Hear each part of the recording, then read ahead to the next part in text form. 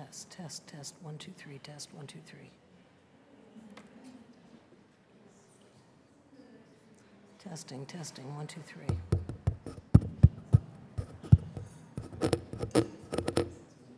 Test, 1, 2, 3, 1, 2, 3.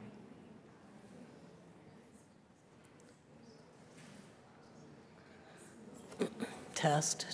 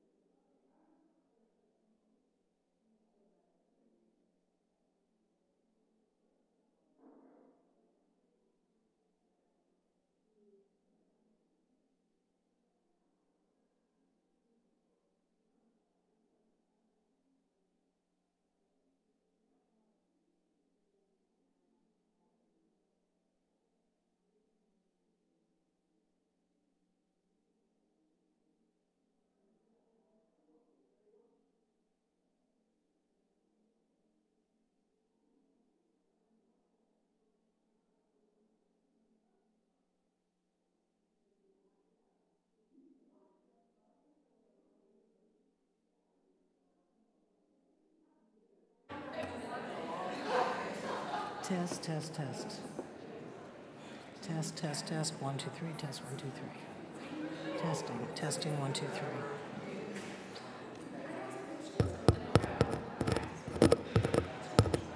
Test, 1, 2, 3. Testing. Hello there.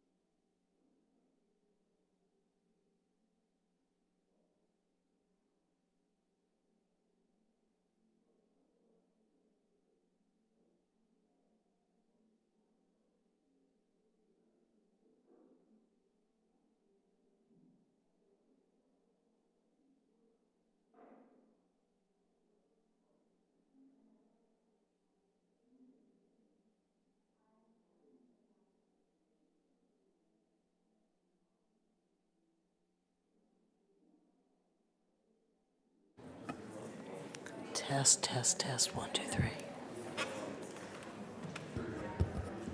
Hello, good morning. Testing. Testing, testing, testing. It's awful hot. Turn down on it. Hello, hello, hello. Testing. 1, 2, 3. I can't hear it.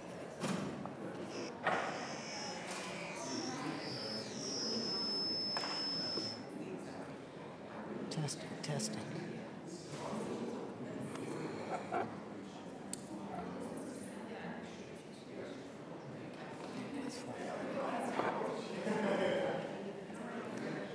Testing, 1, 2, 3, testing.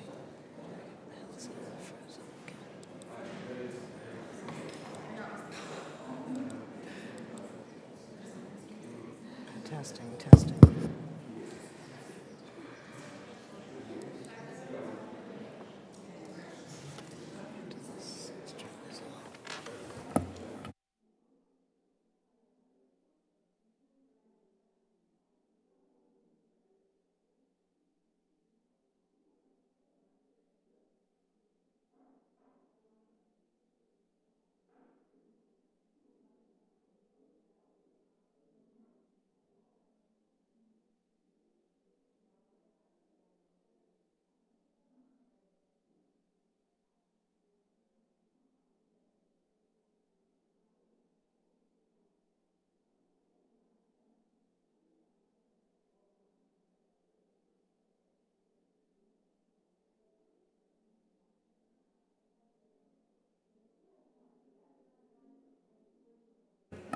Testing, testing, 1, 2, 3, testing, 1, 2, 3.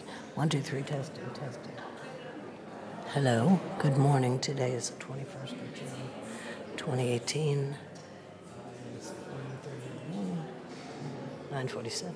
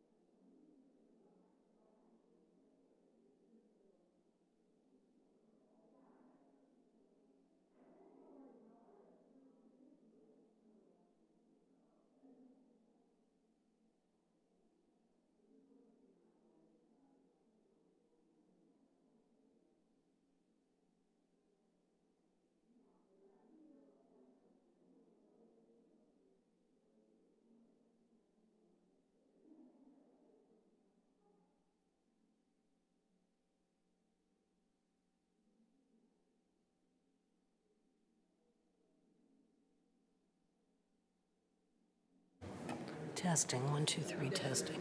Testing, testing.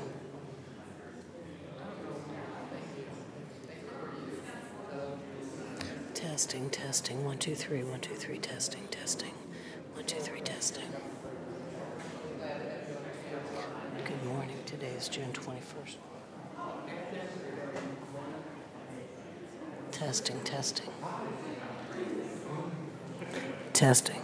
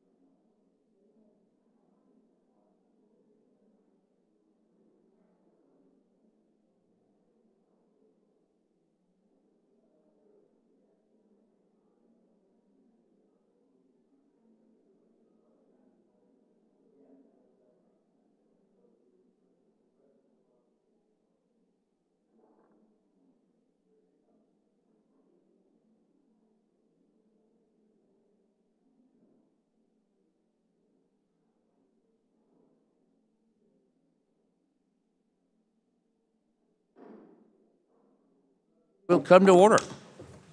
Thank you. Good afternoon. Good morning. Thank you all for joining us today as we take a closer look at the staffing across the Department of Veterans Affairs and the healthcare system.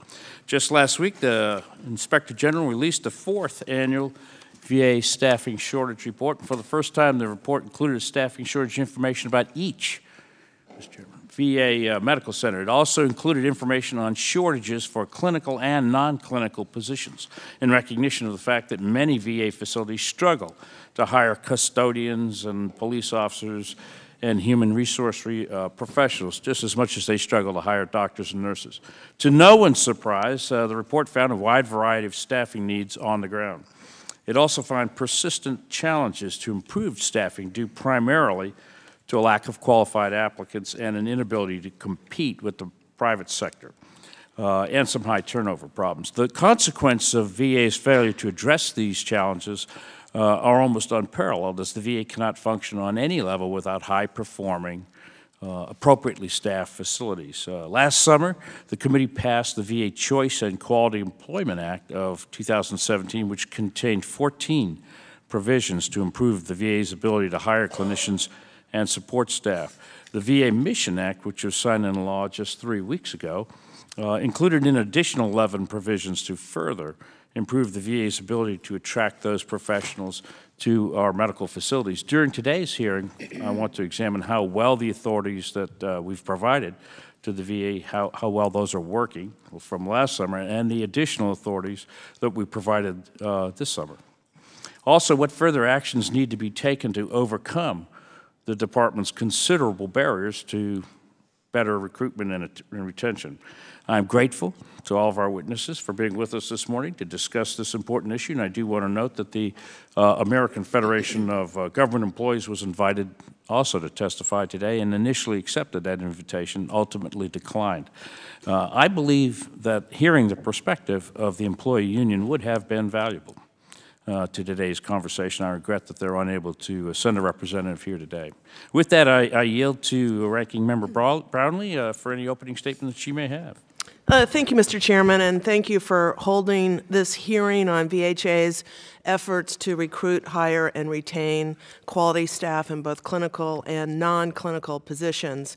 Nearly a year ago, this Congress passed the VA Choice and Quality Employment Act, which provided the VA with even more tools to aid medical center directors as they attempt to hire quality employees.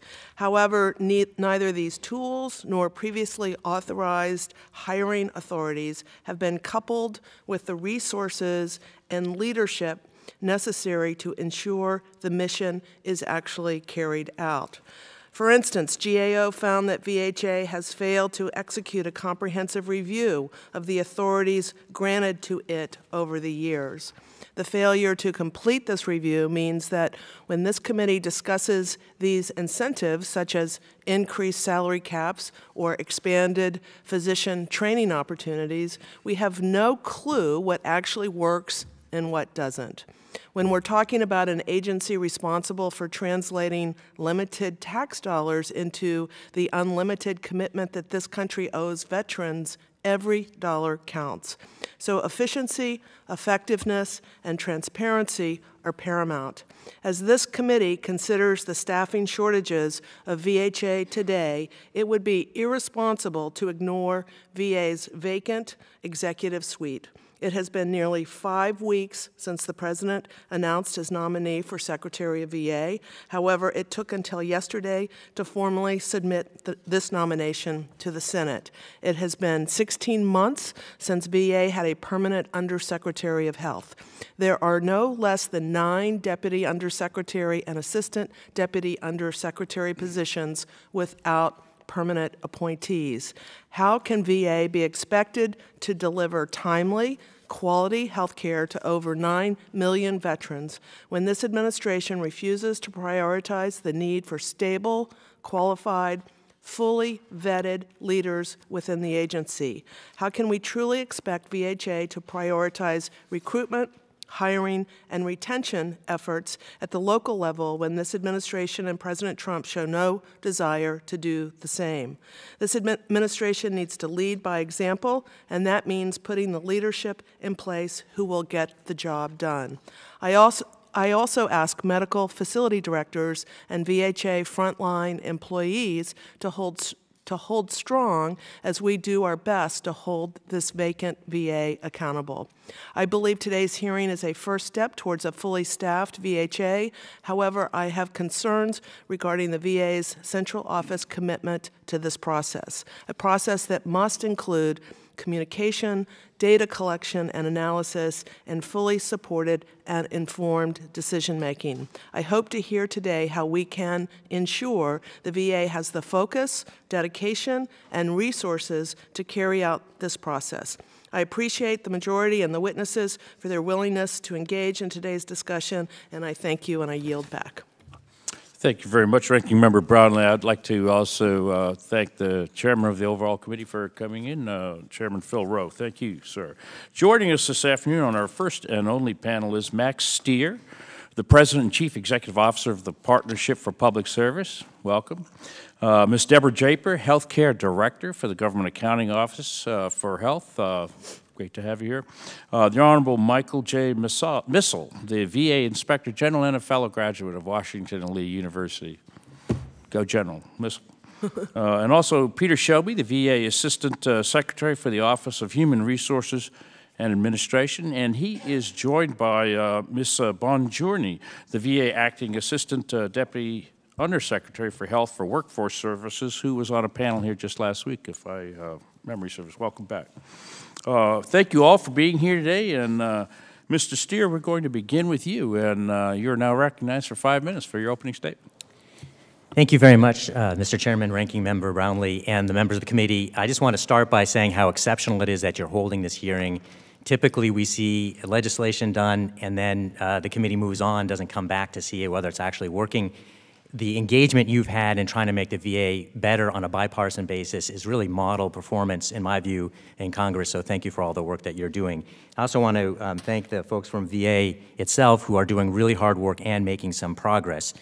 So I want to start by putting us in a larger context here about what's happening here. And I think you have to begin, again, with the people of the agency who are the fundamental resource that the organization has to produce results.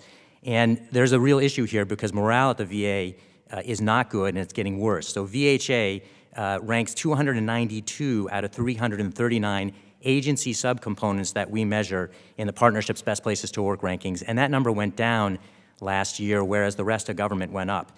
Morale is very important because it is directly related to the performance of the agency. It's related to customer experience, and much more relevant to us today right here, it's related to retention. And there are real retention issues at the VA. So over the past 6 years, the VA has seen nearly a third of its medical personnel leave. That's double the attrition average of the federal government. So again, hiring is important, but you got to hold on to your talent. They're intimately related, and morale is fundamental to making that work right.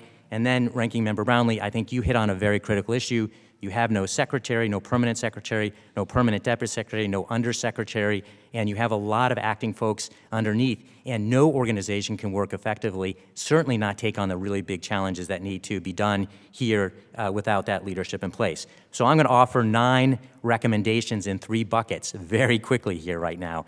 And the 3 buckets are going to be oversight, short-term legislative fixes, and some long-term legislative issues that I think will make big difference if you can get them done. So 2 ideas on the oversight issue first. Number 1, back to the leadership issue. It is the most important, and we need leaders to own the actual health of the organization. In the legislation you provided last year, there's a requirement for a performance plan for political appointees. I think the new secretary should be held accountable in implementing that. You can hold them accountable by using that performance plan, and employee morale ought to be one of the core issues that's included. So I would press on that. Secondly, I think it's very important that we look to the folks that are on this panel on the oversight side to help even further. They've done great work here. 2 ideas that might actually help even further, one of which is that in every report that the IG and GAO does, it would be very helpful, where possible, to put promising practices in. The tendency in government is to find problems and not to find where there are bright spots that you can learn from. And I think the IG and GAO could do a lot if you ask them to find promising practices for every issue that they identify. Secondly, it would be really helpful if they also found things that the VA should stop doing. One of the big challenges and one of the reasons why implementation is so hard is the folks at the VA are being asked to do more and more and more and more, and it builds on top of each other. No one goes back and says, is that really important? Is that the priority? And the cost means that the important things don't get done. And I think if you directed the VA and the oversight folks to find the things that they shouldn't be doing, the reports they should not be giving you, that would be a huge benefit. All right, so let me move to some legislative opportunities. First, market pay for the medical center directors. This is the most important group for performance at the VA, are the folks that are leading the hospital centers and the VISNs, and right now they're being paid by and large under the SES system, which was not designed for medical center directors. There are about 170 of them. If you provided market-based pay or market-sensitive pay for them, that would be hugely important. You offer direct hire authority, but that direct hire authority is coming in even underneath the SES pay. That's a big problem. That would make a big change. Number two, give the VA the authority to certify senior executives. By and large, right now, we have a process that everything goes through OPM at the front end. It slows everything down. You need to reverse this. Allow the VA to do the SES appointments and then have oversight audit after the fact so that the process doesn't become overwhelming and then chase away a lot of candidates. That's also true around critical pay authority. And I would also advocate that you codify the authority to make conditional offers to job candidates. I'm going to jump to two long-term suggestions here. The VA staff right now in HR has to operate with 3 personnel systems, Title 38, Title 5, and hybrid Title 38. That makes no sense. Back again, it's a waste of time. You should create one system for VA. That would enable them, bluntly, to do their work a ton better, and then we have to get rid of the classification system. It's a big lift. It was a system that was created long ago for a world that doesn't exist anymore. Work is different, and this should exist for all of government, but certainly here at VA. And I'm happy to talk slower and offer a few more of those ideas, but I don't want to take more than my 5 minutes. Thank you. Thank you very much, Mr. Steer. We appreciate you squeezing so much information into 5 minutes. I know how hard it can be. And Ms. Draper, you're now recognized for 5 minutes.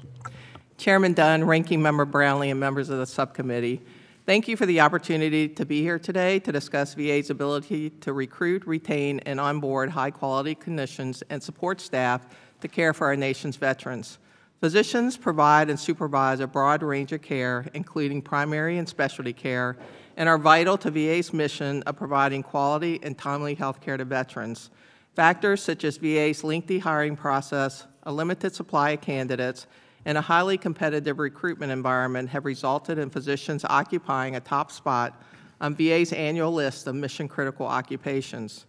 Over the past 2 decades, we and others have expressed concern about VA's ability to ensure that it has the appropriate clinical workforce to meet the current and future needs of veterans. For example, a 2015 independent assessment found that VA may be unable to meet the projected demand for services if it doesn't increase the number of clinical staff, including physicians. In 2016, we found that physician losses steadily increased over the previous 5 years, due primarily to voluntary resignations and retirements.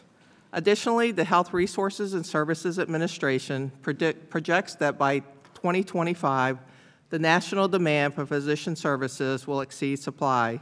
These shortages are expected to be considerably worse in rural areas where communities struggle to attract and keep well-trained providers. This is particularly concerning given that approximately 1 in 4 VA medical centers is located in a rural community. In October, we reported the VA's information on the number of physicians providing care at its medical centers was incomplete because it lacked data on the number of contract physicians and only had limited data on the number of physician trainees, 2 types of physicians that augment the care provided by VA employee physicians.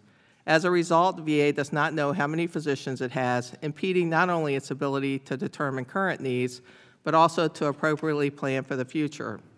In our October report, we recommended that VA implement a systematic process to count all of its physicians, which would result in complete and accurate information. VA did not concur with this recommendation and recently reiterated its non-concurrence. Although VA has implemented a new personnel database, HR Smart, that could help provide an accurate count, it does not plan to use the system to track physicians it does not directly employ. This is despite VA officials acknowledging that their workforce planning processes do not include data on all physicians. We continue to believe that it is imperative for VA to have an accurate count of all of its physicians. Also in October, we reported that although VA provides its medical centers with some guidance on how to determine the number of physicians and support staff it needs, there is insufficient guidance for the medical and surgical specialties. As a result, medical center officials told us that they are often unsure if their staffing is adequate. We recommended that VA issue guidance to its medical centers on determining appropriate physician staffing levels, and VA concurred. VA recently told us that it has taken steps to address this recommendation. For example, it established a work group to develop a staffing model for specialty care. VA anticipates that the work group will issue guidance in December. Additionally, in October, we found that VA uses a number of strategies to recruit and retain physicians, but has not evaluated them to determine their effectiveness. These strategies include, for example, a national physician training program and financial incentives. We recommended that VA conduct a comprehensive evaluation of its physician recruitment and retention efforts and establish an ongoing monitoring program and establish a system-wide process to share information about physician trainees to help fill vacancies across medical centers. VA concurred with our recommendations and has taken steps to address them. For example, VA recently told us that they're in the process of completing a review of its physician recruitment and retention incentives, including an effort to evaluate and recommend a systematic approach for allocating resources, such as those for their education debt reduction program. This review is expected to be completed later this year. In conclusion, our October report identified a number of weaknesses with regard to VA's ability to recruit, retain, and onboard high-quality physicians, and we made a number of recommendations. It is critical for VA to fully implement all of our recommendations to ensure its ability to attract and retain physicians, particularly given the continuing growth in demand for VA healthcare, an increasingly competitive recruitment environment, and looming shortages.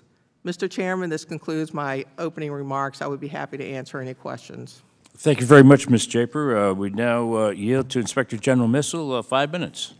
Chairman Dunn, Ranking Member Brownlee, Chairman Rowe, and other members of the subcommittee.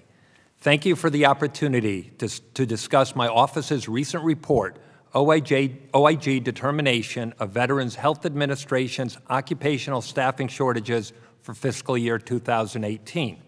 Although this is the 5th OIG report on staffing shortages within VA's healthcare system, it is the first report that includes facility-specific data reported by leaders at 140 VA medical centers. Since January 2015, the OIG has reported on VA clinical staffing shortages as required by the Veterans Access, Choice, and Accountability Act of 2014. In our prior reports, we recommended that VHA develop and implement staffing models for critical occupations. We recognize that VHA has implemented staffing models in specific areas, such as primary care and inpatient nursing. However, operational staffing models that comprehensively cover critical occupations are still needed. The VA Choice and Quality Employment Act of 2017 expanded the reporting requirements to include both clinical and non-clinical positions, as well as requiring information for each VA medical center. Consequently, the OIG conducted a facility-specific survey to determine current local staffing levels and identify shortages. The OIG requested that VA medical center directors designate and rank each occupation for which there is a shortage at their facility. This shortage information should assist VHA in determining how to best meet facility-specific needs and improve the quality of health care.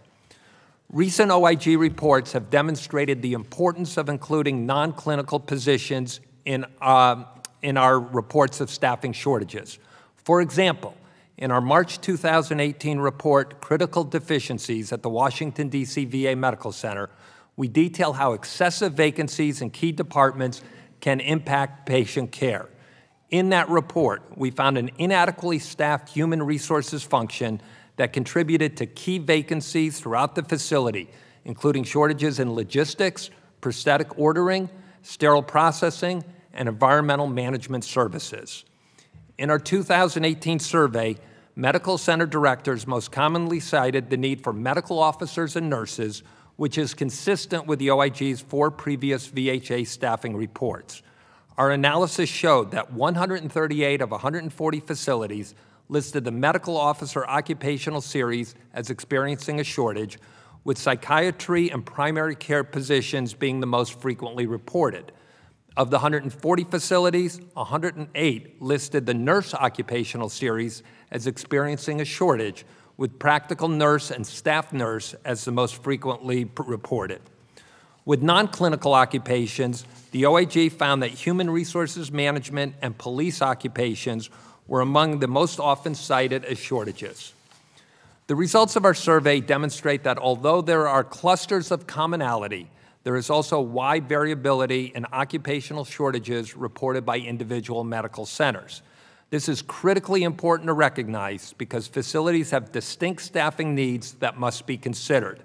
For example, a rural facility that specializes in the treatment of mental health will need to be staffed differently than an urban facility that provides a broad array of services.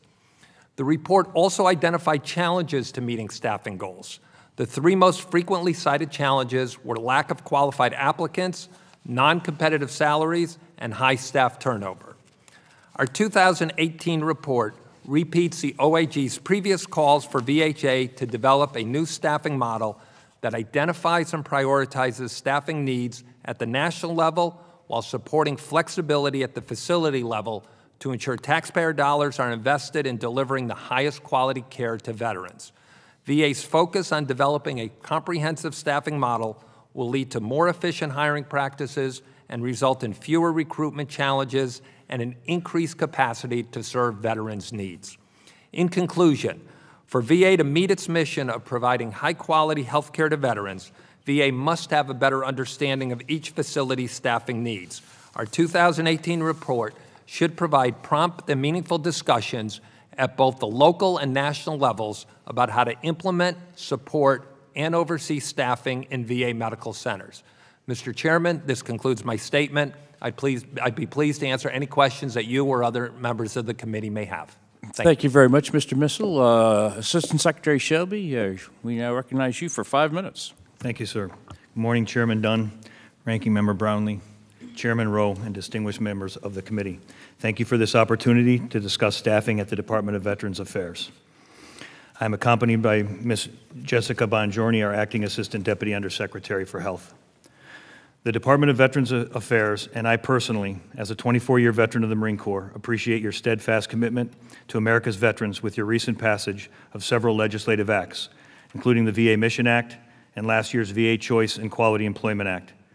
These bills enable the department's comprehensive efforts to recruit, develop, and retain the high-quality professionals who provide health care, benefits assistance, and memorial services to our veterans. Last week, the Office of Inspector General released its report on VHA occupational staffing shortages. Their findings are consistent with prior annual reviews of VHA staffing, with physicians and nurses topping the list. For the first time, non-clinical shortages were also identified, which consist of HR specialists, police officers, and custodial staff. VA continues to develop strategies to address shortages in these critical areas. Every occupation is critical to our ability to successfully deliver the highest quality care to our veterans.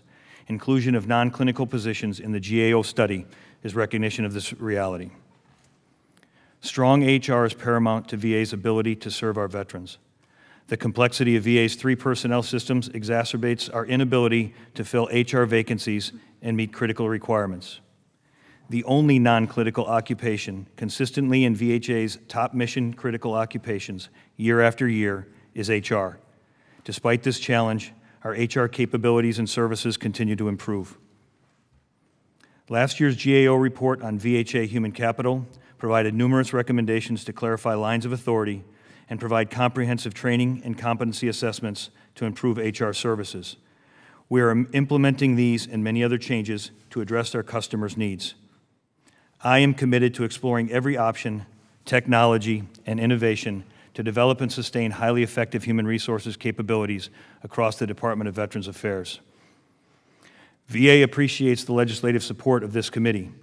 Enhanced accountability and hiring authorities help us deliver critical recruitment and staffing services to sustain a vast department. VA is the second largest federal agency, with over 380,000 employees distributed across all 50 states and all U.S. territories. This scope and scale make vacancy numbers often quoted in the media seem very high. Taken in context, VA's vacancy and turnover rates are very low. We fluctuate between 9 and 10%, which compares very favorably with the private sector.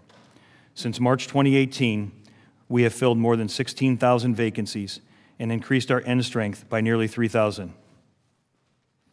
To meet key performance indicators, VA, like Kaiser, Cleveland Clinic, and DoD, approach staffing holistically by addressing the entire employee life cycle: recruitment, onboarding, development, and retention. Our staffing strategy targets one key performance indicator: how well we meet the needs of the veterans we serve. Staffing issues in certain areas of our healthcare system impede our ability to provide optimal care to veterans. We're working diligently to correct those issues and continuously strive to improve.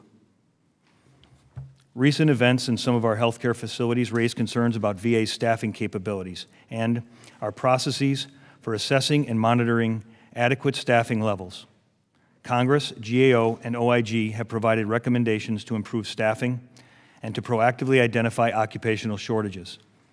VA has established a manpower management office, and we have upgraded our HR system of record to enhance our talent acquisition capabilities. VHA has developed new staffing models.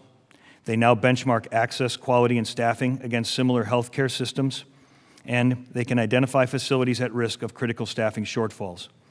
These efforts, combined with long-standing clinical staffing models and non-clinical models being developed, validated, and refined, will provide VA's holistic staffing capability. VA is also making progress in implementing provisions of the VA Choice and Quality Employment Act of 2017. The Accountability Act provided direct hire authority to fill medical center and network director positions. However, it does not include authority to provide pay commensurate with other senior executives. In conclusion, we thank Congress for your continued support of the Department of Veterans Affairs. We serve and honor the men and women who have served this country, America's veterans. I personally welcome every opportunity to engage the committee in dialogue and explore how we best work together to meet the needs of our veterans. Mr. Chairman, Jessica and I are prepared to answer any questions you and members of the committee may have. Thank you very much, Mr. Shelby. We'll turn to the question portion of the panel, and I'm going to ask the panelists if you can keep your answers sort of succinct. I know that's hard sometimes, but we're constrained by time. So appreciate your efforts on behalf of that. I will now yield myself 5 minutes for questions and begin, if I may, with Inspector General Missel. We have the same recommendations year after year, at least since 2015. I'm going to ask you, it feels like we're stuck. Are we stuck? And if we're not stuck, or if we are stuck, why? Where?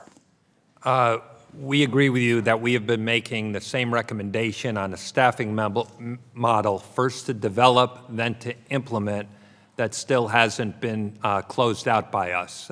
We believe VA is making progress on it, not as quickly as we would like. Our recommendation— So on the implementation, the model is implementation, there? Right. They do have some staffing models, as I said, and primary care and some nurse, but they need a comprehensive staffing model so they really understand where they need it, how to spend the dollars, and how to budget. Do you think that's the biggest barrier? That the VA, is that the biggest barrier to meeting staffing shortages? Is the lack of implementation of model, or is it shortage of adequate personnel? That's a significant issue. If they can get a staffing model where they really understand where they need it, I think that goes a long way towards improving. So that's a start. All right, Mr. Shelby, thank you for your service. How many vacancies, let's say, no, how did, you said this is great. You addressed the vacancy rate is not that different from other large healthcare systems, but clearly we have shortages, so I'm guessing that's all specialty specific. Does it match up to the gaps we have in the staffing models? Yes, sir. What's critically important to focus on is our critical shortfalls. Overall vacancy rate doesn't tell me where we're not meeting the needs of veterans. Focusing on critical shortfalls does. And noted in the IG, you saw a great difference in the types of shortages they have across. We have several that are common, and they'll parallel the private sector healthcare. Right? There's a shortage of psychiatrists across the nation, so we compete for that limited nurses. I remember we're always looking for nurses. That's so great profession. Let me, do you have any direct authority over the HR functions at VA? Yes, sir. I have full authority over all HR functions at the VA. Okay, so this sort of sounds like HR is in your wheelhouse to implement these models we've talked about. Yes, sir. We're working give us very any closely. Good news here? In the past, it's been 3 or 4 different HR organizations, very decentralized. We are consolidating that into a single HR authority. We work as a single executive HR team now, and we're figuring out how to consolidate efficient and effective HR. If I have 182 people doing a single HR function and divide them over 182 organizations, any one of those that goes on vacation, that particular facility loses 100% of their capability. If I start consolidating those capabilities into regional support centers, we like they that. can meet the needs. In terms of consolidations, I noticed you have 19 physician recruiters for the entire system. Is that roughly correct number? 19 physician recruiters? Yes. Yes? Okay, so do they have a lot of staff? Each of them have staff? Because, no, that's just 19 people total, front to back. Okay, have you been using civilian physician recruitment forms, vendors? Yes, Jessica can speak specifically to the ones we use, but we use all resources at our disposal to meet the recruiting and staffing needs of the VA. So what feedback do we get from our vendors? You go asking them for find doctors and they come back empty-handed. What feedback are they giving us? Jessica. Sure. So similar challenges that you might see across any healthcare system. I think the challenge that we have is by using those private sector recruiters, it's significantly more expensive than using the ones that we have in-house who are extremely effective. We just need more of the in-house recruiters. So I've used recruiters over the years, and I agree it can be expensive, but I also think we could negotiate those fees. You're the largest healthcare system in the country. I think you can negotiate a break on that, and there is expertise involved in recruiting physicians and expertise involved in getting each specialty. I think I'll yield back at this point to Ms. Brownlee, the ranking member. Thank you, Mr. Chairman. Excuse me. This committee has heard time and time again that hiring medical center directors has had its own specific challenges, and that's why vacancies remain open for long periods of time. So I was happy when we passed the VA Choice and Quality Employment Act, which mandated the VA to develop a plan to address hiring medical center directors. And recently, I became aware that there was a plan submitted. It was roughly 3 months late. It was 4 pages long. And basically, the gist of the whole report is to say that VHA will utilize the current recruitment process to select candidates. So we asked to do a plan to overcome challenges. We got a plan that says we should just use the regular recruitment process. So, Ms. Draper, based on your experience, what constitutes a good plan to address this issue around hiring in a timely way medical center directors? Well, I think a lot of lessons can be learned from our work on VA high risk, but a good plan has a number of different elements. I think the very first thing that needs to be done is doing a root cause analysis, because there obviously was some issue with hiring medical center directors. There's some problem that either there's not enough candidates or qualified candidates or not able to retain them. So I think understanding the issues that are leading to that issue is really critical. So that's really a first plan in developing, the first action in developing a good plan. Then there needs to be corrective actions. Those need to be clearly identified. Resources need to be identified and allocated, looking at timelines, looking at metrics, how are you going to measure this, and looking at what are your expected outcomes. And one key thing is that you need to assign accountability. Who's going to be responsible for making sure that this plan is carried out? Have you seen this plan?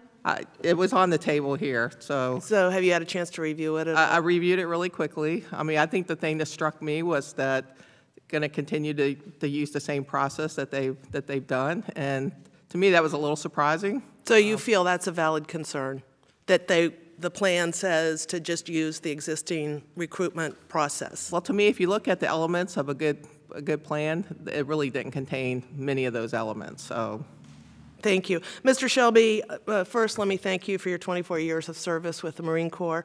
And so, you know, what's your response for this? If you think that, you know, our recruitment efforts are fully adequate, what evaluations do you have to confirm that? I don't particularly think all of our recruitment efforts are fully adequate, and I'm working on getting more diagnostic abilities. One of the biggest thing that jumped out and the biggest change we made is we were way too decentralized. So you have individual organizations trying to meet all of their needs on a local level. And we have commonalities, in particular medical center directors, nurses, certain physicians. We've raised that to a national capability rather than a lower level capability, so we can target a broader audience, have targeted teams that focus on the onboarding and hiring of these critical shortfalls. And so we actually did change that.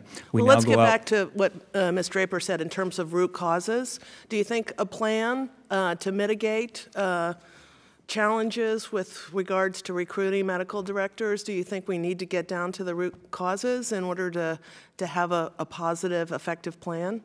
Yes, ma'am. And do you think the VA is going to initiate that, or what, you know, how are we going to get to that place where we can understand what the root causes are? Yes, the VA is absolutely doing that. And it's across the board. We found several reasons why. It varies why we don't have strong retention in certain positions. Medical center directors, it's the demand and pay, right? It's an extremely demanding job. The counterparts in the private sector in some cases make 4 or 5 times what we're capable of paying in certain markets. And so you combine that with the workload, it's very difficult to retain them. And then recruiting them, like we alluded to at the beginning, we got direct hire authority. We moved to use that. And we're capped on salary at $153,000 a year. We tried direct hire on 2 medical centers. We got through the entire process, made the offer, and they rejected the offer just because we could not meet their salary demands. My time is over. I yield back.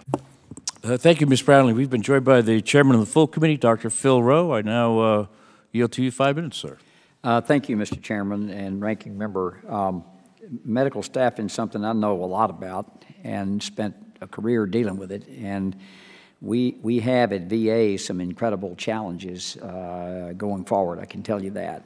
We had a roundtable in this room a week ago that the AAMC, the American Academy of Medical Colleges, said that we'd have a $40,000 to $100,000 doctor shortage by 2030. That's not very far away. I mean, military folks that are serving in the military now, like you, Mr. Shelby, and again, thank you for your service in the Marine Corps, who are just starting, that's going to affect them.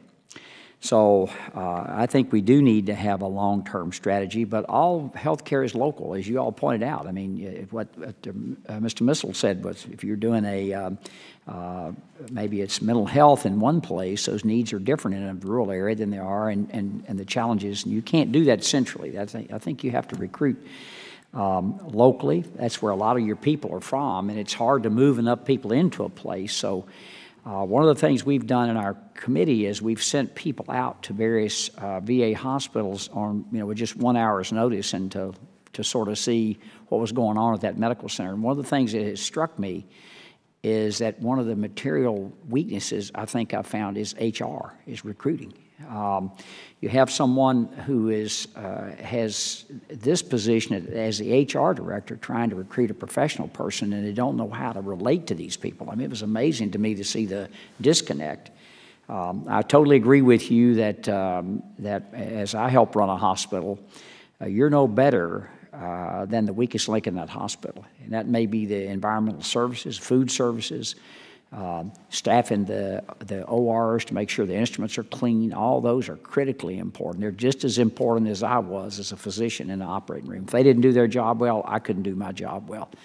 So I think you've got a huge challenge ahead of you. And one of the things, Mr. Shelby, you said was if we were meeting the needs of the veterans, I would disagree with that, because if we were, we wouldn't need the choice program, the Mission Act we just passed. So I think we have huge challenges ahead, and I think HR, believe it or not, is one of the critical ones. And I don't know how you're going to recruit all of these people. I know my hospital at home recruits nationwide. We had a huge nursing shortage, so what did they do? They provided scholarships for nursing students, their third and fourth year of school, and for that, when you ended up with no debt when you left, you had a time obligation to serve at that hospital. It's worked incredibly well. They stopped it for a while and learned their lesson. They started it over again. So if you could bring us ideas like that, we want to help. We're not here fussing. We want to be part of the solution and trying to help. And Mr. Draper, I think you mentioned something that shocked me a little bit, but it was a third of the medical personnel turned over. And what length of time was that? Or someone said that there was that much turnover with the physicians and nurses and so forth. Or maybe it was... Yeah, that was within 6 years. 20 6 years, that's yes. amazing. So it's double the attrition rate for the rest of the federal government.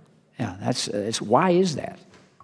I think that's a good question that I'm not likely to offer you real insight on. I do think that fundamentally it begins that the question that the chairman asked before was, what are the big issues here? It starts at the top.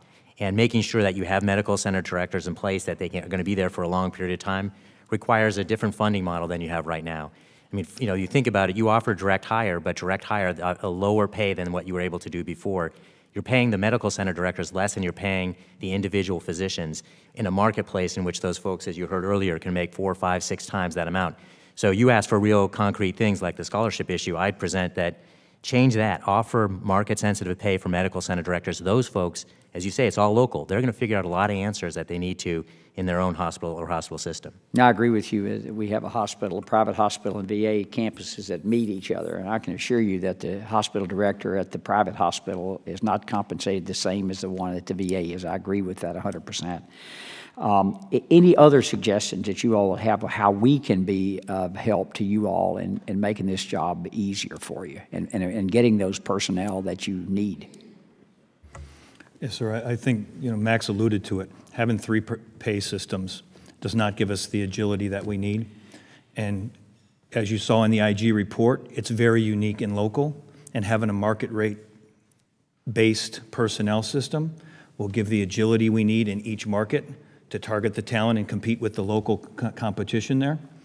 And then you have a national strategy for implementing all of your HR strategies, but you have the flexibility at the local level for them to meet the needs there. Just thank you. Just one other comment before I yield back is that, in my opinion, all the years I worked in healthcare, the personnel, the people who work in those systems are the most important. That's the engine. I don't care if you got a shiny outside, brand new hospital at Denver, Colorado. If you don't have great people working in it, you will not have a good facility. So the people are the most important part of the healthcare system, more so than buildings. They're the engine that drive it. They're the face of it. They're who provide the care. So anything we can do to help you all do your job, we're here to do. I yield back. Thank you very much, Chairman Rowe. Now yield 5 minutes to Representative Takano from California. Thank you, Mr. Chairman. As members of this committee, we can't find solutions to problems until we understand the full scope of the challenges that we are facing.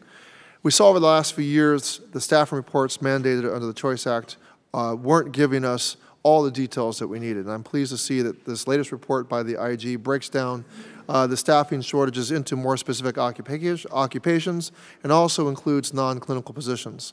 Of all the employees at our medical centers, all of our employees play a vital role in ensuring veterans receive the highest quality care they deserve. And I know from visiting Loma Linda near my own district that one of the challenges they face is hiring custodial staff, and I see that reflected in the IG's findings. I want to get right into my questions. This committee has long been raising the issue of VA's lack of staffing models. At present, VA only has 3 staffing models: primary care, mental health, and nursing. Mr. Shelby, when can we expect to see additional clinical staffing models? Sir, I'd like to yield that to Jessica because she's been working on several course. staffing models. Yes. Sure. Thank you, sir. As Ms. Draper mentioned, I think, and Mr. Missel, we have been working on those staffing models for some time. We have a specialty care work group that's working on developing multiple staffing models for clinical occupations that will be done by the end of this year. By the end of this year? Yes. By the end of this calendar year? Yes. Okay. Mr. Steyer, as I look over the findings from the GAO and IG, both make recommendations for the Undersecretary of Health to improve hiring at the VA. Unfortunately, that position is currently vacant, and we still don't have a nominee. There has been uncertainty about who would lead the department as secretary for nearly 2 months. Based on your organization's mission, can you speak to the importance of having stable leadership in key positions and what impact these vacancies may have on the VA's success?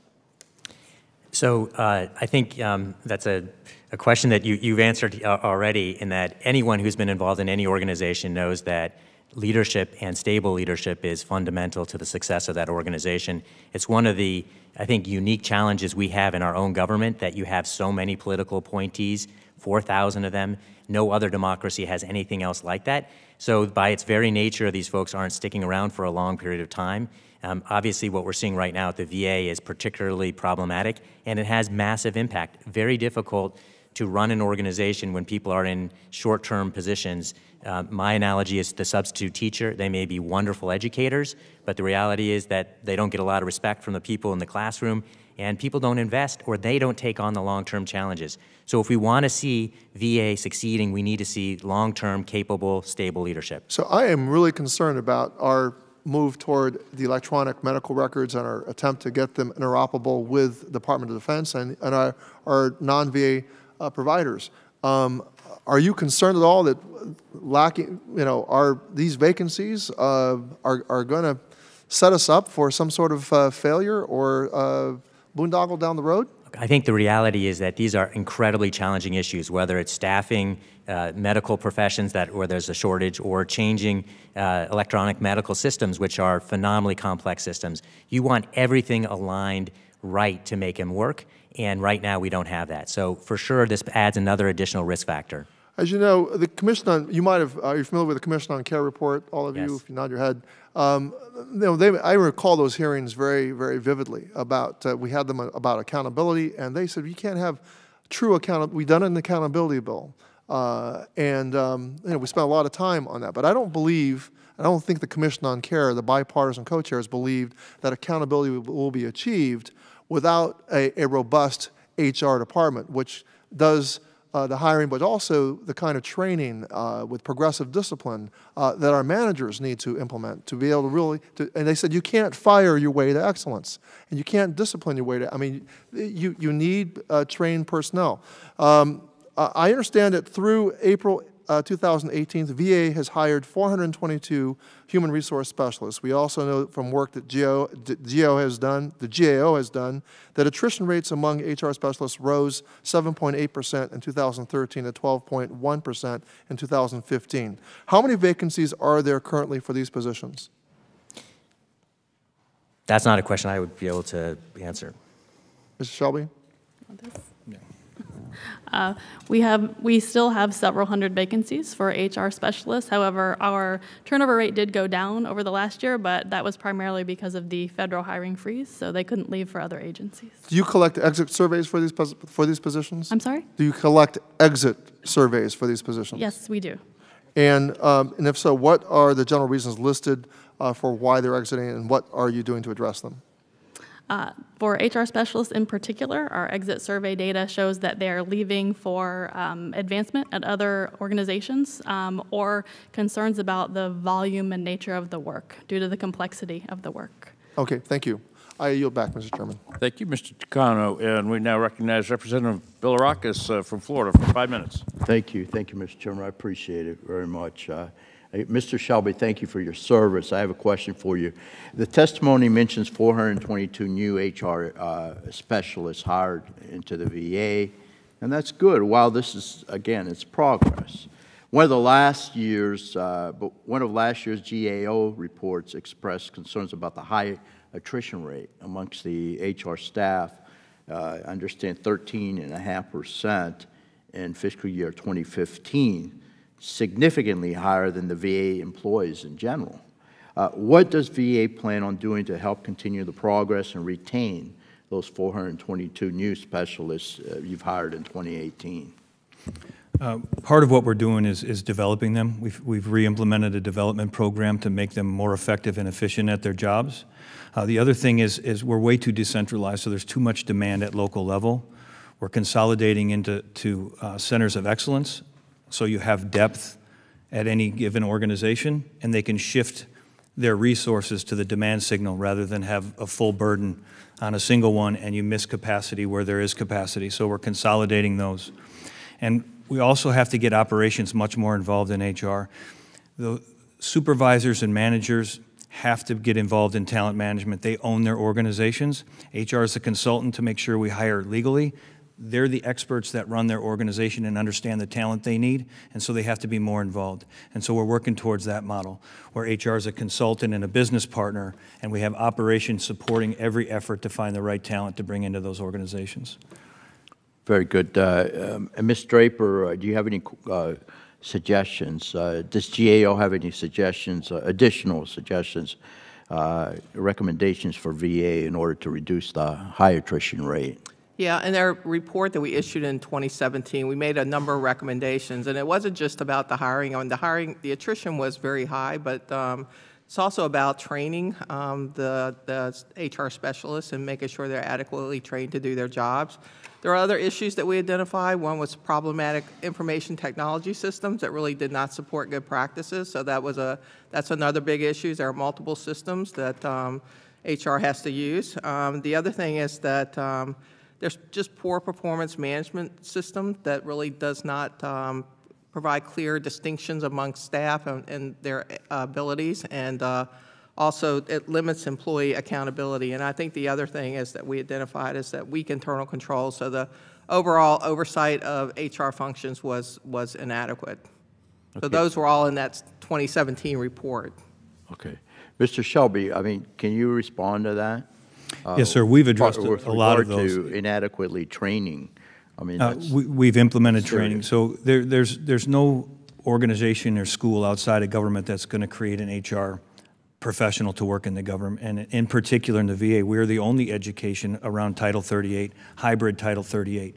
And so we're implementing a robust development program to give those HR professionals that we bring in the education they need. Okay. But we absolutely need systems, right? When all the demand is on individuals rather than systems to support and self-service of our customers, there's always going to be too much tactical demand on HR professionals. We've upgraded our HR Smart system. We're cleaning up data corruption. I inherited a system that they told me was going to cost $120 million to clean up. We've spent nothing. We've gotten to the 70% solution. We're able to give accurate data on vacancies now. In the next few weeks, I anticipate us cleaning up enough where we can launch individual self-service and manager self-service. So as I alluded to, more and more onus upon operations to lead and manage their people, where HR can be consultants, and we can move them from the tactical day-to-day personnel actions up to the talent management, recruiting, and getting the people on board they need to run their organizations. Very good. I have a second question. Again, for you, sir. VA is currently expanding residency training and has recently offered scholarships to those currently in school. You say in your testimony that the VA is in the process of completing a review of physician recruitment strategies. When will the review be complete, and what is VA doing for the current employees to ensure retention, such as education debt reduction programs, which is very important? We're using every resource at our disposal to retain those we have. I personally don't think we tapped into enough. Almost every doctor in America, about 80%, come through our systems, and we haven't been proactive enough in recruiting those. Nurses, same thing, offering scholarships. We have to catch them early. We are exposed to them early in their educational career, and we haven't taken advantage of that. I want to start bringing in interns between their sophomore and junior years and vet them then. and then at the end, between their junior and senior year, vet them again. And if they're meeting the standards of the VA and there's somebody you want to bring on board, I want to start offering tentative job offers. So we get a whole year ahead of them. So a year before they're graduating, they have a tentative offer from the VA, and then using the resources you've given us with debt reduction and debt repayment in order to entice them to come. Okay. Can we help you with that? Do you need legislation for anything like that? Where we run into problems is caps, CARA caps, Yeah. the recruiting, retention, and relocation bonuses. We have caps. We appreciate the bump in that cap that we just had, but we have the resources there. We've already burned through that bump in the cap. So we absolutely need the flexibility. It's market-based. Somewhere we're going to have to offer more than in other markets. And if we have caps on it, we're always going to run into that. Thank you very much for bringing that up. I appreciate it. Thank you. I yield back, Mr. Thank you, Mr. Bilrakis. Now recognized for 5 minutes, Mr. O'Rourke from El Paso, Texas. Thank you, Mr. Chairman. Mr. Steyer, I appreciate your points about the need to ensure that we have leadership. And we in El Paso saw firsthand the consequence of not having that leadership. We were out a medical center director for 2 years, had a series of interim directors. There was no captain setting the course and holding everybody else accountable. And we, at one point, had the worst performance in mental health care wait times in the country. Out of 141 measured systems, we ranked 141st. And we, the veterans there, their families understood that care delayed became care denied, led to some really tragic outcomes. With the director that we now have, permanent director, we now sometimes match and are better than the national wait time average for mental health care. We're better than the national wait time for primary health care. We have consistency in recruitment and retention. So it really makes a difference. One of the challenges that you laid out to hiring all these directors is the pay. And I just heard Mr. Shelby say that he's capped out at $153,000. What does market pay look like? Well, it's going to be dependent upon the market. Give me a ballpark. Give me a range. There are, and it depends on the nature of the medical center, but there are medical center directors that are paid in excess of $1 million. I don't think you have to do that. One of the incredible advantages you have is the mission. The mission is powerful, but you can't pay a tenth or a fifth and then expect that you're going to either be able to recruit people in or retain them. Right now, I think the average is under 3 years that you have medical centers directors in place. So, making sure that you offer much more flexibility, surely more than you're going to offer just with an individual doctor, and making sure that the direct hire authority you provided doesn't actually require even a lower level of pay than the SES pay. You've asked many times here what you can do. I'm confident if you do that, you have great folks at the VA who will use that authority to great impact. That's the point of highest leverage. The last thing I want to say is I was very impressed last time I was in here when you described how you personally recruited the medical center director. It matters. When you hear from a member of Congress that they want you, that it's important that they take this job, that kind of engagement is phenomenal. Let me ask Mr. Shelby, 153,000 is the cap right now. What would the cap need to be for you to have the flexibility necessary to hire the directors that you're missing? The cap has to be flexible, right? It's market-based. To unlimited? No. To the moon? So what should the cap Max, be? so if you combine our mission... I'm just looking for a number. 600,000. Okay. How many medical center directors are you missing right now, permanent medical center directors? We have 20 vacancies right now. I think we have 5 impending vacancies. I believe we're recruiting right now for 15. And what we've changed is we do national recruiting efforts rather than individual requisitions, so we're being much more proactive in finding those vacancies and putting several of them out at the same time every single month, so we're trying to stay ahead of that turnover. How many clinical positions are you short? I can't tell you specifically how many clinical positions we're short. Is that to Ms. Draper's point that the VA doesn't know? It's a You don't have an accurate count of the physicians that you have? Do you agree with that assessment? I agree. Okay. And is that why you can't answer our question? No, I can't specifically answer the question because it's such a large system and it's changing every single day. And you saw in the IG report every single day. Yeah. It's different, and in every single market it's different. 30,000 is a number that I've heard. That's the most recent number that I've heard. I've heard as high as 40,000 from the Secretary of the VA. Where are we in the ballpark? 30,000 clinical? Yes. So a 10% rate in 385,000 is Okay. 38,000 on any given day. So I can give you that, but specific. Maybe I misunderstood. You wanted specific clinical vacancies, and it fluctuates so much. Okay. And do you have a ballpark of how many of those are mental health care positions? I know we're very short. So in mental health, we've targeted that. Our goal is to increase it by 1,000 by the end of the year. We've already increased it net gain of over 400, and we're targeting by January of this year to reach that 1,000. Last question. Mr. Steyer was talking about some of the morale challenges within the VA, talked about double the attrition rate, one of the lowest morale rankings in the federal government. That doesn't seem to match your description of what's going on in the VA. You offered a far rosier picture. Is he wrong, or are you right? Do you see what he's saying? Do you acknowledge the attrition rate and the morale challenge? I absolutely acknowledge the attrition rate. It's very difficult in a system where we're competing for limited talent. You have a high demand, and we're working people a lot. So we have to get better at that. But I can tell you this. I've been out to medical centers. I've been out to benefits offices. I've been out to the cemeteries. And the VA workforce is the most amazing, dedicated workforce I've ever seen, and their morale is high. And we have to help them be successful because of us and not in spite of us. We have to remove impediments, and a lot of it is our hiring impediments and the market, our inability to compete in the markets that they work in for the talent we need. Last thing, I'm going to yield back to the chair, but you say morale is high, and I think morale is something that can be measured maybe imperfectly, and it seems to be measured low. I'd love to understand, maybe for the record, maybe for a future conversation, why the discrepancy between what we're measuring and hearing from VA employees and what you're telling members of the Oversight Committee right now. I have our all-employee survey out now. It goes to 100% of our employees. We expect a 65% return rate on that, so that's nearly 300,000 employees. I will have a clear picture, and I'd welcome the opportunity to come back and share that information with you. Thank you. Appreciate it. Thank you. Thank you, Mr. O'Rourke. And I wouldn't wait to come back. If you share that report when you get it, I know we will all be interested in that. I now recognize Captain Clay Higgins from St. Landry's Parish, Louisiana, for 5 minutes. Thank you, Mr. Chairman.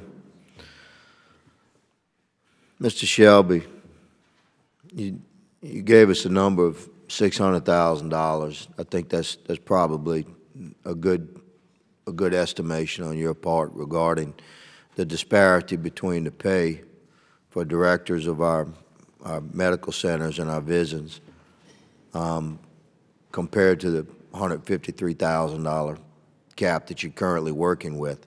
And we can certainly understand the challenge of maintaining those positions and filling those slots and retaining qualified personnel in those positions because of the disparity of pay that's available in the civilian world.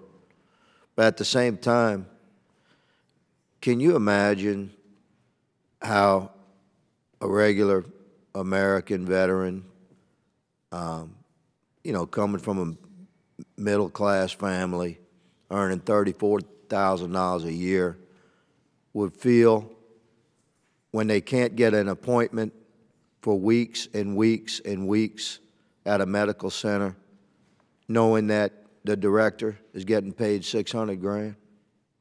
Can you just, as a Marine, give me your feelings on that, sir? Yes, sir.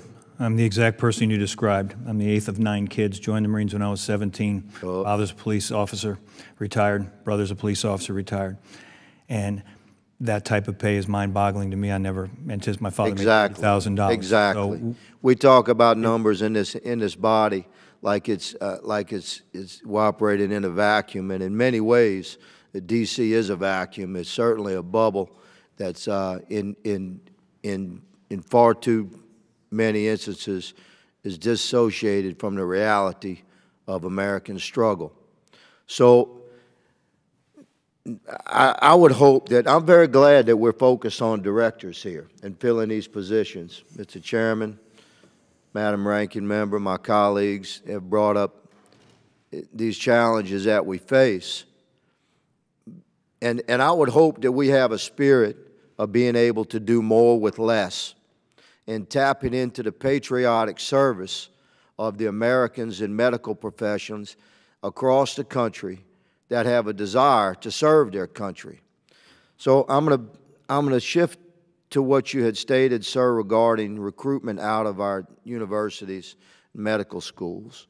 I'm very encouraged by what you stated regarding offering jobs to pending graduates coming out of medical schools. How is that process going? Have you had any success with it? Because I think that's certainly an answer. For a graduate, a medical school graduate, to have a job waiting for them when they graduate is important. And the VA has not been participating in recruiting during that internship phase of their medical training in the past. And you're telling us you are now. How's that working? Have you had success? Is anybody in place right now based upon that level of recruitment? They are not. This is a disruptor. This is a complete change in the mindset of how we do government hiring. Congratulations. That's a damn good change, and I encourage you to pursue it aggressively. Is there anything this body can do, that this committee can do legislatively, to help you to clear any obstacles to that mission? Because I think that's key. I think part of it is the caps, right? We need to be able to offer scholarships and debt reduction, and that's going to fluctuate. And so working with Congress to identify what the demand is going to be on that, but I promise you this, I'll do a cost-benefit analysis, and losing that talent and not being able to bring them in, and how that impacts wait times and our ability to serve veterans, to me it's a no-brainer, right? The costs far outweigh not doing it. And I'm working closely with OPM. I'm hoping to get policies and process in place. You know, we're in the midst of civil service reform with them as well. We need them to facilitate our ability to do our job and not be an impediment to that. And I'm confident that we're going to get to that with working with OPM. And quickly, with regards to filling the slots for director's position, is there a way to incorporate a similar policy of recruiting out of the collegiate level? Do they just not have the life experience? Exactly. We could put them into an intern program, like a management intern program, yes, and have them learning, but it's going to take 10, 12, 15 years, in my estimation, to develop to the point where you can run a facility. Understood. Thank you for your candid response, sir, and thank you for your service to our country. Mr. Chairman, I yield back. Thank you, Mr. Higgins. I now recognize Representative Correa from California for 5 minutes. Thank you, Mr. Chairman. First of all, I want to thank the members on the panel for your good work, and of course, thank our veterans that are here today with us. Thank you for your service to our great country.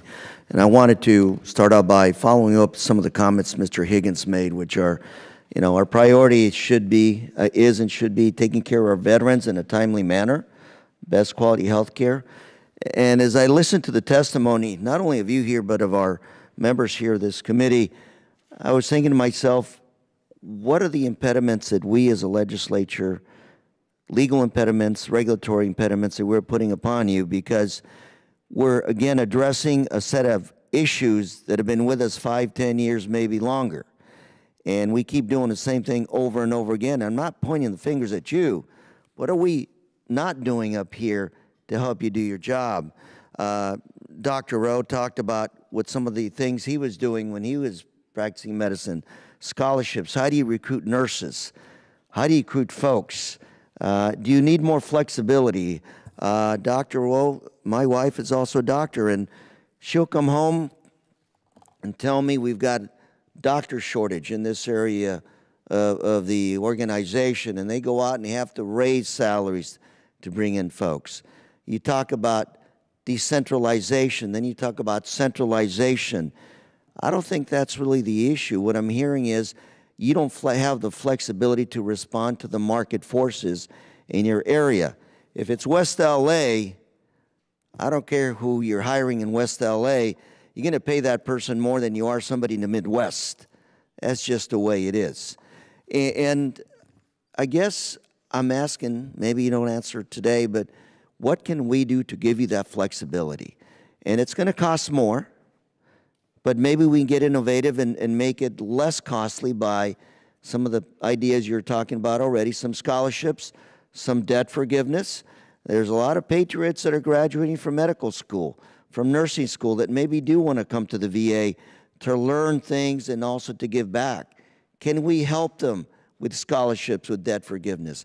Can we legislate a good program to move ahead in this direction so that the VA becomes a place that everybody wants to go to learn and to serve America? What can we do to move in that direction? Again, we keep doing the same thing over and over again, expecting different outcomes. And I think we're really tying you up because, again, you're moving from decentralized to centralized, but I don't think that's the issue. I think the issue is you don't have the ability to move, to react, to recruit people that you need. Exactly, sir. We need the agility in each of our markets to compete with the local market there for talent. And so I want to build a pipeline of youth nurses, youth doctors. And so having the flexibility and the funding to have those scholarships and debt reduction programs to entice them as they're going through school would be huge for us. And then do you need a legislative act by this body to help you go there? I would like the opportunity to come back and see what flexibilities we have. I want to explore everything you've already been generous with and given us and make sure we're taking full advantage of those. And if there's still gaps in that, I'd like the opportunity to bring that back. I think the most glaring is the market pay, as you alluded to. West LA is going to pay much differently than Louisiana. I want the flexibility within that market to compete with the local talent there, and I won't have to pay as high. We have a compelling mission. The benefits packages that the federal government provides are better than most private sector benefits packages. That combined with the mission of serving veterans, we can compete, and we won't have to pay as high, but we can't pay, as said, 5%, 10%, 15% of what their market value is. We have to be able to compete at that 80% level. You know, I keep hearing about these wonderful, brilliant people graduating from high school, graduating from college, wanting to go to the Peace Corps, wanting to serve somewhere in this world, wanting to give back. I'm just trying to figure out, is there a place for them at the VA where they can come and spend a few years moving in another direction, fulfilling their life's dream, and help our veterans, help our country, do some real good work with you? Absolutely. I was a chief learning officer for 10 years, and I think we need to target them in middle school, right? So they're getting the grades. They see that they have an opportunity. There's federal programs that'll help them pay for their bachelor's degree, their master's degree, even all the way up through their PhD. I got 7 seconds, so my question is, I presume you also have programs to hire our veterans that are coming out of the service to get them to the next level in life. Thank you very much. The chair, I yield. Thank you, Mr. Correa. And now recognized for 5 minutes, Representative and Army Ranger Brian Mast. Thank you, Mr. Dunn. I want to start with one of the comments my friend Representative Higgins made about the ability to do more with less.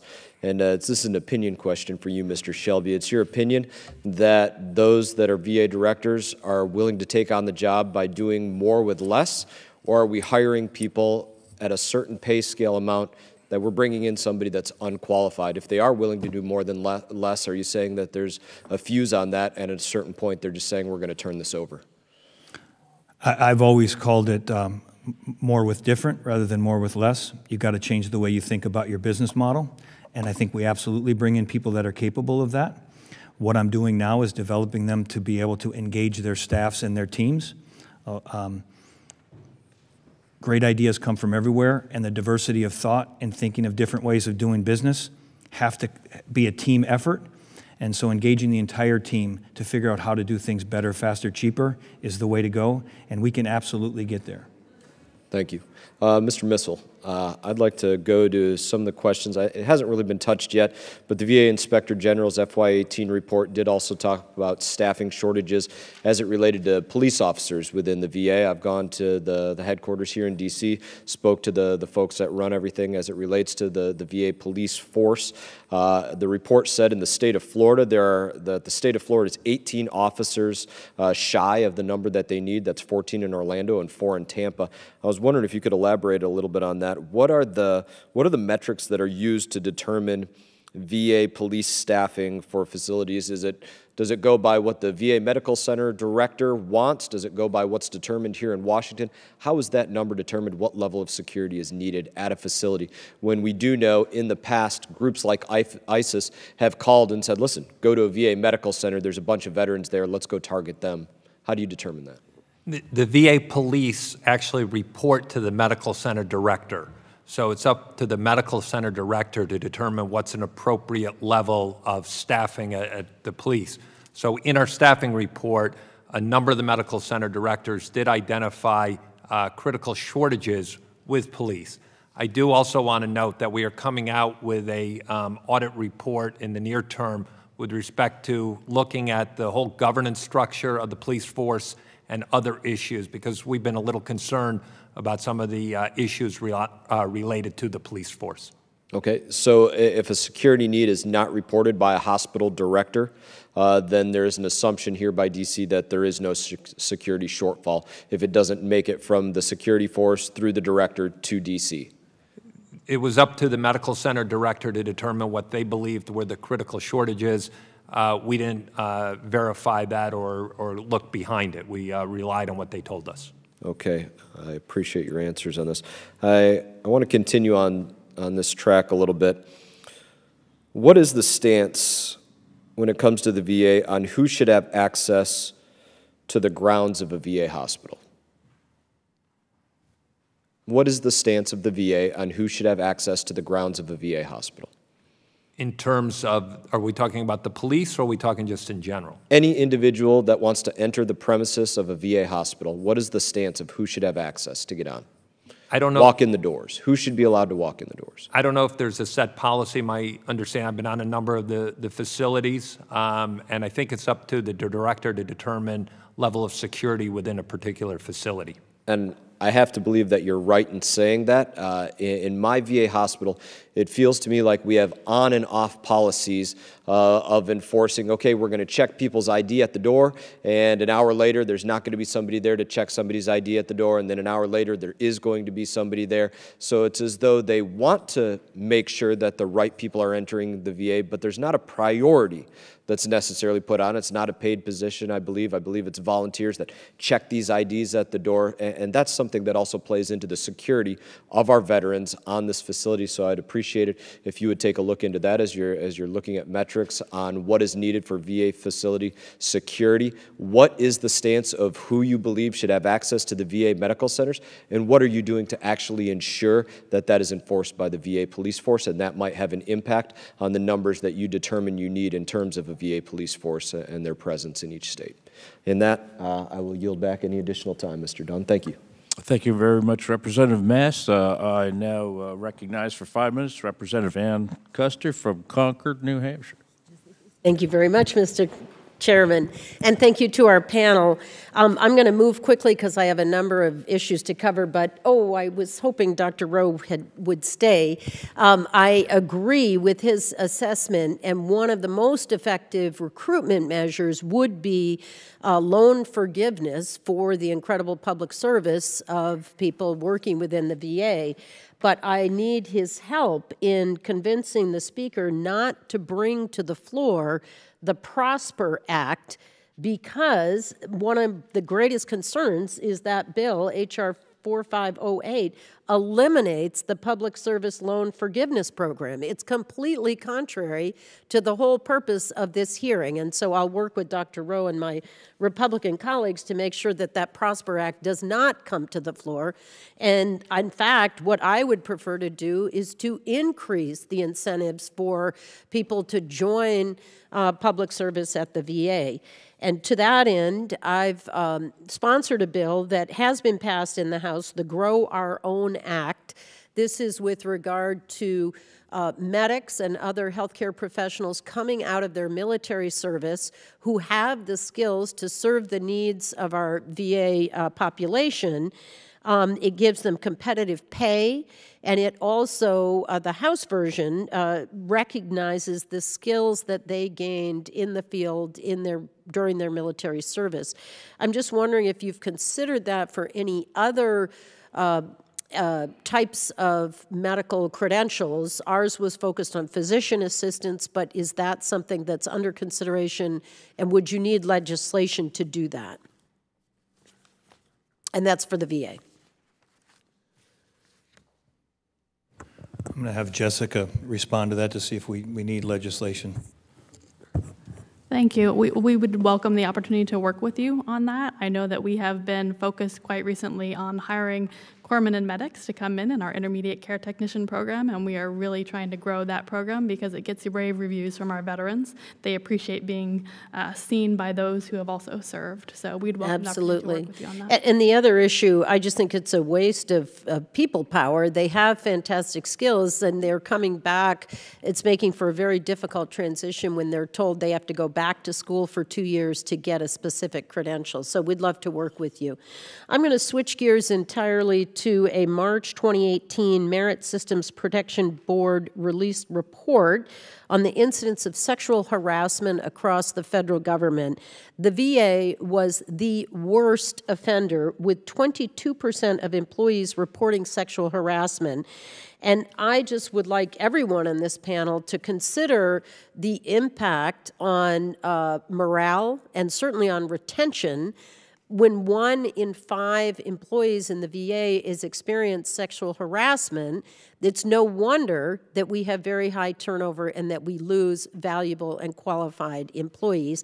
And it's no wonder that it will be difficult to recruit and retain qualified employees. So one very specific question: with the rate of our human resources officers being so low with the shortage, where are employees expected to go if they have a sexual harassment complaint? And if you could also comment on sexual harassment training and how we're going to lower this abominable rate. I'm embarrassed that it's the VA that has the very worst rate across the federal government. Thank you. Yes, thanks for allowing me to respond to that. I took a look at the study. It was done, the data was collected between 2014 and 2016, and they only interviewed 1,100 people, so about 0.003% of the VA population. That's quite a big sample, 1,100 people. And since 2016, we've implemented a very robust civility in the workforce program. We have continuous training. We have an Office of Resolution Management with several hundred people. You have a difference between 201s and ORM. They're embedded throughout the organization. Do you have a statistic on the number of VA employees that have received the sexual harassment training? 100%. It's required learning. Everybody, including supervisors and managers, we have 6.5 hours of training for supervisors and managers and 3.5 hours for general employees. Our statistics, in 2017, there were only 17 reports of sexual harassment, and only three total, and 385,000 were validated as a problem. I apologize for interrupting. My time is up. I have requested of Chairman Bergman that we have an Oversight and Investigation Subcommittee hearing on this topic, and we'll be very interested in hearing the progress that's been made since that original statistic was gathered. So I yield back. Thank you. I look forward to that. Thank you, Representative Custer.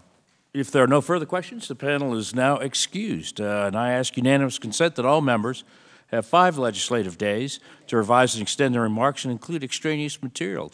Without objection, that is ordered, and the hearing is now adjourned. Thank you very much.